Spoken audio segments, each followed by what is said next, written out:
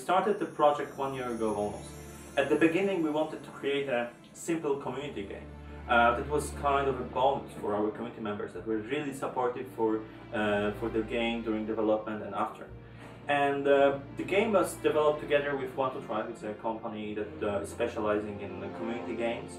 And when we made a beta version launch in April, we realized that the game is extremely popular. We had so huge interest that in a few minutes our server were down, as we received like about 100,000 hits per hour. It's a really huge traffic compared even with the huge portals.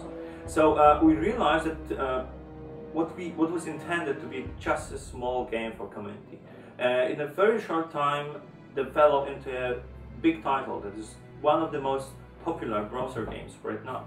Generally, the idea of the game was to send challenges, receive challenges. As I said, it was a community game, enabled people to fight each other instead of flaming, what people usually do on forums.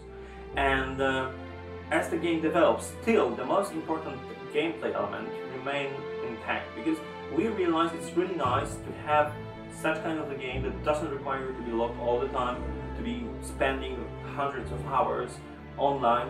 In the virtual versus game, you can send challenges if you have like 10 minutes, then you can wait 5 minutes to receive, waiting for people to accept and to respond to your challenges. Maybe it will take 5 hours, maybe 5 days. It doesn't matter. You play the game when you have time, when you want. So you play on your own terms. You don't have, like in many browser games, wake up at 4 AM, run to the computer because your planet is attacked by some unknown forces and defend it. You can play when you want, how much you want. So it's another step into a more casual gaming, casual-friendly gaming. And I believe it's a good direction, and because more and more people are casual gamers, so they don't want to be hardcore gamers, spend hundreds of hours, and just they want to play when they have time and they want. We have like 60,000 active players, 300,000 gamers, registered gamers after 1 month of after the release of the final version of the game. In the nearest future, we plan to make it a full-scale role-playing game, MMO role-playing game, with not only character development but as well with world exploration. You will have locations you can explore. You will be able to find treasures, visit dungeons, make guilds, groups, find some random treasures. So we want to make a full-scale MMO role-playing game in the nearest future. Another direction of our development is to make a game much more portable and easy to access. Right now you can play almost on every computer that supports, that has connection to the internet, of course, and supports Flash technology. I've seen people that manage to run the game on iPhones, and but we still want to, because of the gameplay style, the game is really easy to play kind of offline. You don't have to be logged all the time, so you can, for example, play the game using your phones. So the direction actually all multiplayer role-playing games are going is to casual games. Browser games also are casual games.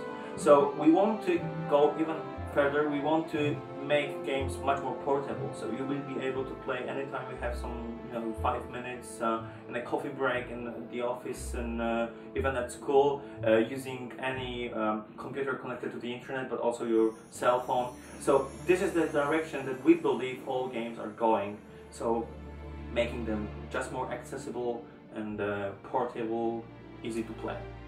Browser games are now really hot stuff. The biggest companies, id Software, Ubisoft, they are making their own browser games. There will be Quake-like, there will be Heroes of Might and Magic MMO browser games. So it shows that even the biggest companies in the industry, they realize that the importance of browser games, and they started to develop browser games. And they are going that direction that actually The Witcher is right now. We have The Witcher Versus already running, and you can play it. And from my point of view as a designer, it's also really exciting area. If you make a single-player role-playing game, you have always struggled with previous titles. You have to think, okay, it was done in Oblivion or maybe other games that way. I want to create something that is different, innovative, or maybe I want to make a game that's really similar.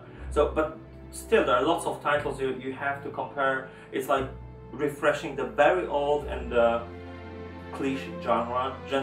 And with browser games, you enter an area that is completely unexplored. There are a few titles made by semi-professional, like half-amateur teams. There are still no big titles you can compare with. So making that kind of a game, it's from my point of view as designer, is really exciting and trying completely unexplored new areas. That's why I like to participate in the project right now. Something that makes The Witcher Versus completely different, completely outstanding compared to other browser games is the quality, general quality of the game, and especially visuals and sound. Why? Because the game is basing on the same assets that were used for The Witcher single-player role-playing game. Of course, changed and modified a little, but still we have high quality models with motion capture animation, with high quality special effects, with really cool sounds, and the visuals in the game are stunning. Comparing with other titles, it's completely other level of visualization of combat.